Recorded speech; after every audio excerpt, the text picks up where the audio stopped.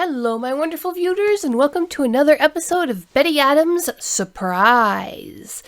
Tonight, you are going to get a day late and a dollar short spooky season story. Yes, this is a spooky story that I wrote many years ago. This was before I reached my sort of peak of writing, so don't judge it too harshly. But I generally don't write spooky stories very often, so I'm having to dig deep to find one. I have, in fact, written spooky stories and scared myself senseless, so I generally don't go there. But this is a delightful little story called Silverman and the Devil by Betty Adams. The first.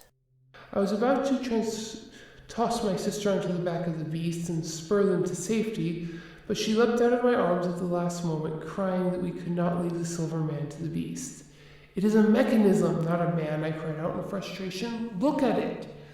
But by this time the beast had reached us, and we were focused on darting about to avoid its attacks.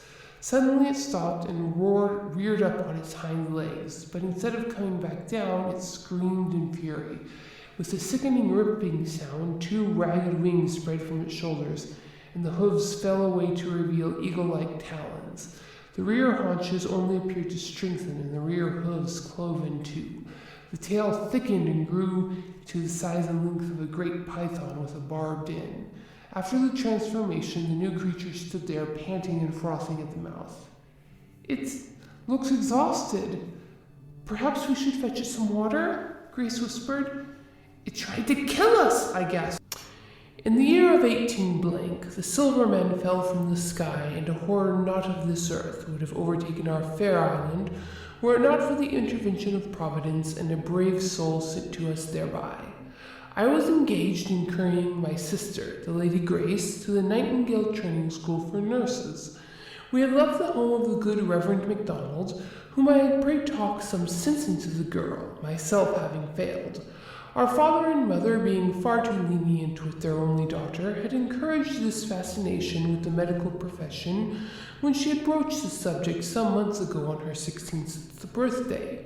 The Reverend had been visiting friends in the north, and when I suggested a journey to see him, the family had readily assented, as father was an old crony of the beloved heretic.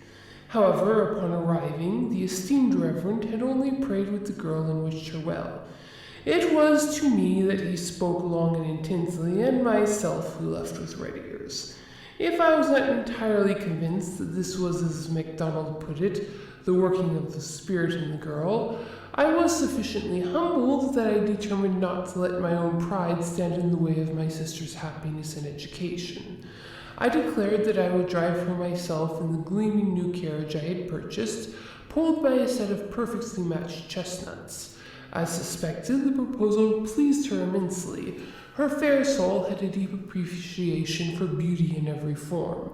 The horses, prancing before us in the brilliant fall sunlight, appeared to fill her with joy, and through the windows of her perception, myself as well. We paced easily along the well-tended road to London, enjoying ourselves immensely. The two of us had always been close, having no other siblings, and mother and father often called away by the duties of high society. About halfway along the journey, I seized on the notion of leaving the main road and following an old Roman path that ran along the western coast for some ways. Never quite as ready for adventure as I, Grace protested weakly, but the warm summer air had enlivened her, and it took a little persuasion to convince my sister to agree. Other than a very pleasant view of the Atlantic, however, the old road offered us little in the way of added enjoyment. Grace claimed that the lack of heavy traffic was a relief, but I scoffed at that, as I knew her to love the rushing press of the London streets. She only laughed at the accusation and leaned easily onto my shoulder with a happy sigh.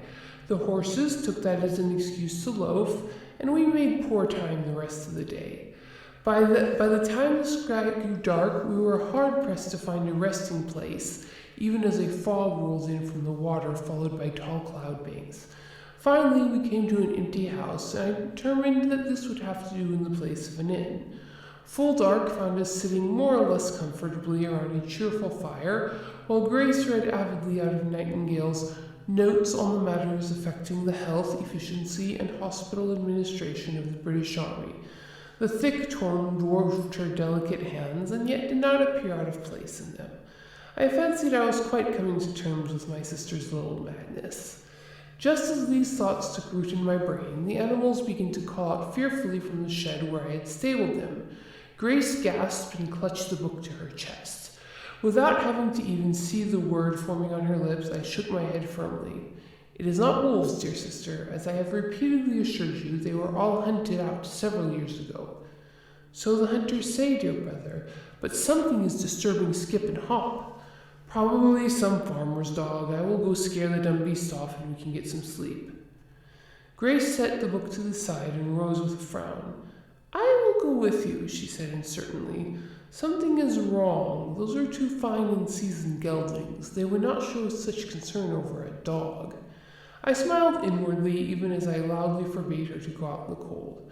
My otherwise brave-hearted sibling had always held a mortal fear of the dark, and only controlled it by immersing herself in whatever book was handy in the small hours.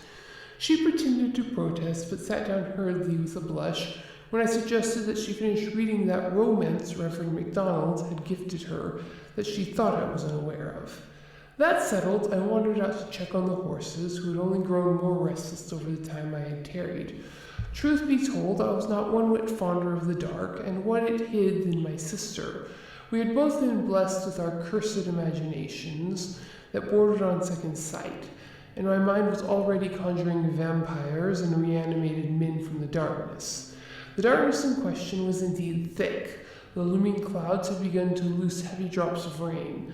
The small lantern I carried cast a circle of light in the fog, revealing little more than the path at my feet. Arriving at the shed, I was only made curious, however.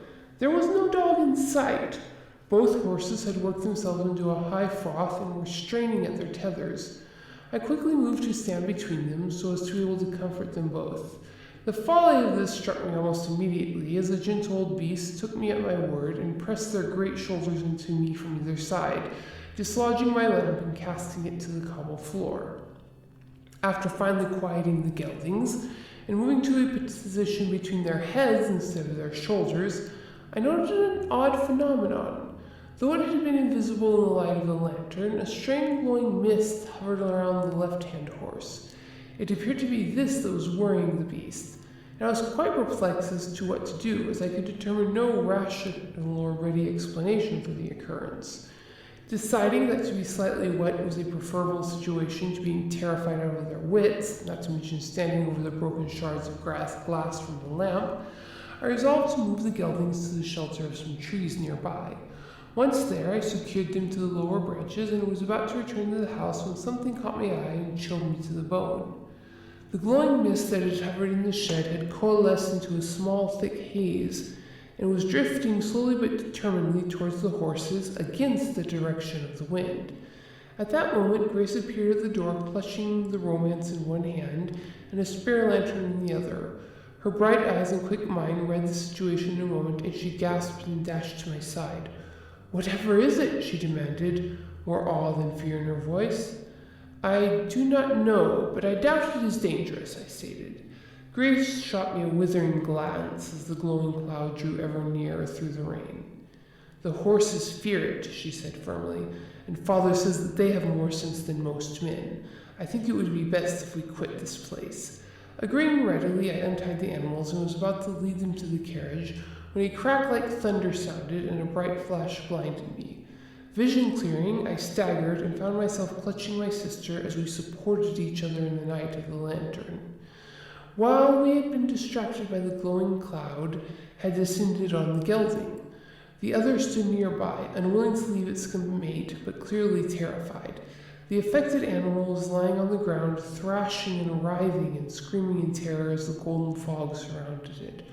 We two stood transfixed in the rain as the strange presence gathered around the animal's head and flowed into its nostrils, mouth, ears, and eyes. After a moment, the horse stopped struggling and lay panting.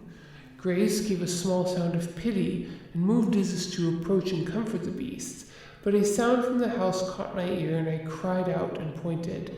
Out of the rubble where it used to stand stepped a gleaming figure somewhere between a man and a kangaroo in shape. Its reflective hide was studded with gemstones, and what appeared to be fine electrical wiring, and it had neither hands nor face. It seemed to turn its attention toward us and called out in some foreign tongue. "The poor thing is hurt!" Grace exclaimed. And indeed, I could now see that the creature was damaged about the lower limbs. It called out again more urgently now and began to stagger towards us. Fearing its intentions, I grabbed my sister and turned to flee, only to come face to face with Chestnut. He was calm now, standing firmly and glaring at us with wicked glowing red eyes. His forelegs had begun to wither, even as his shoulders bulged and contorted. The beast pulled back its lips in a snarl, revealing razor fangs, and growled.